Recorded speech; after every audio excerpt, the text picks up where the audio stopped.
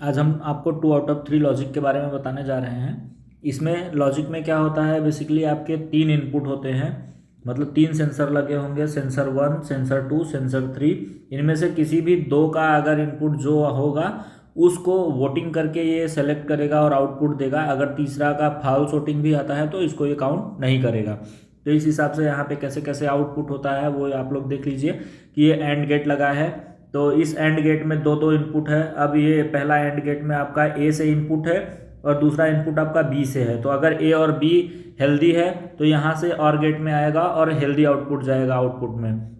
और अगर सी अगर अनहेल्दी भी देता है तब भी कोई बात नहीं, और अगर हेल्दी देता है तब तो ठीक ही है, तब भी हेल्दी जाएगा। और ठीक इसी तरह से आपका अगर बी और सी हेल्दी देते हैं तो बी का और उसके बाद सी का यहाँ पे बी सी के लिए इसमें मिल जाएगा और गेट में तब भी आउटपुट हेल्दी जाएगा।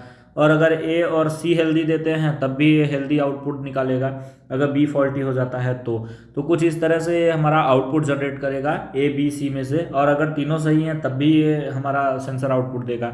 अभी इसका जैसे बुलियन एक्सप्रेशन के हिसाब से कैसे ये काम करेगा, तो इसका यहाँ पे एक बुलियन चार्ट दे दिया है कि सेंसर के ये ए बी सी 3 सेंसर है, तीनों के आउटपुट है।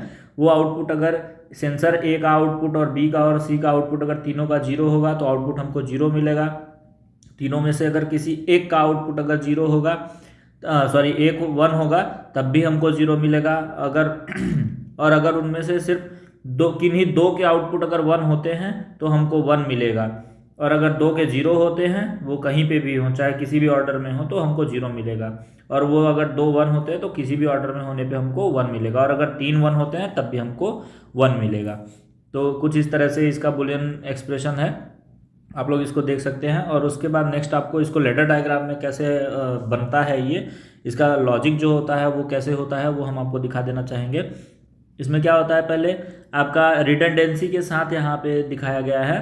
तो सेंसर ए और बी जो है आपका, अगर कोई भी दो इनमें से हेल्दी होता है तो आपका आउटपुट क्या होगा। मान लीजिए ये एक स्विच है, यहाँ तक आपकी सप्लाई आई, मैं इसको आपको क्लियर करके दिखा देता हूँ। मान लीजिए यहाँ तक सप्लाई आई, आगे स्विच अगर प्रेस हुआ मतलब ये हेल्दी है तो आगे और सप्लाई बढ़ जाएगी, दूसरी भी हेल्दी है तो और आगे बढ़ जाएगी। अब कोई बैरियर तो है नहीं तो ये डायरेक्ट यहाँ तक पहुँच जाएगी और यहाँ पे ये वाली सप्लाई मिल ही रही है तो ये काम हो जाएगा, एक्टिव हो जाएगा। ठीक उसी तरह से अगर बी और सी में से कोई दो अगर हेल्दी हो गया तब भी ये आगे चला जाएगा, और ए और सी में से कोई हो गया तब भी ये आगे चला ही जाएगा।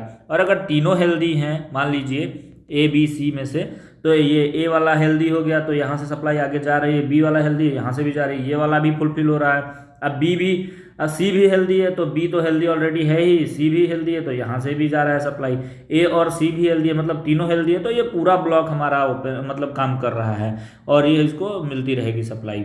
इनमें से कोई एक अगर फेल हो जाता है तो वो वाला ब्लॉक फेल हो जाएगा, बाकी के ब्लॉक से चलता रहेगा। कुछ इस तरह से होगा। और इसका जो आपका लॉजिक डायग्राम होगा, मतलब जो आप लोग गेट के थ्रू लॉजिक्स बनाएंगे वो इस तरह से होगा। इसमें टोटल आपके 3 एंड गेट होंगे, एक पहला एंड गेट, दूसरा, तीसरा, और इन तीनों का जो आउटपुट होगा एंड गेट का वो एक और गेट में इनपुट होगा, और वो और गेट का जो आउटपुट होगा वो वाई, वो आपको फाइनल आउटपुट मिलेगा। और कुछ इस तरह से 2 आउट ऑफ 3 लॉजिक काम करता है दोस्तों। इसके बारे में अगर कोई और आपको डिटेल में जानकारी चाहिए तो आप लोग हमसे कमेंट बॉक्स में ज़रूर पूछेगा, आपकी पूरी सहायता की जाएगी। और ऐसे ही वीडियोस पाने के लिए हमारे चैनल को लाइक शेयर सब्सक्राइब जरूर करें दोस्तों।